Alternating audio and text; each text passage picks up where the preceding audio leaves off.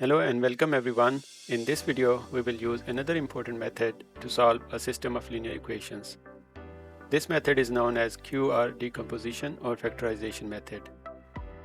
As I said in the previous video, I have now pushed the code for all the algorithms in this playlist, including the QR decomposition, to my GitHub page. I will add the link in the description. So please subscribe to my channel and like this video.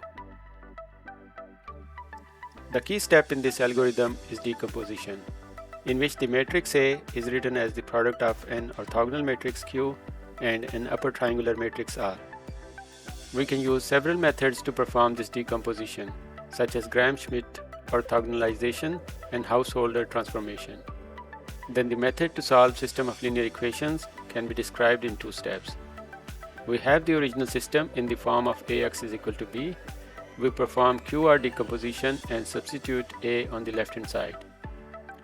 Since Q is orthogonal, the product of Q with its transpose is an identity matrix. Using this, we can get the expression Rx is equal to Q transpose B.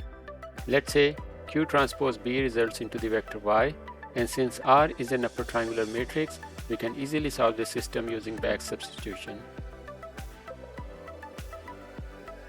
Let's solve an example using Python code.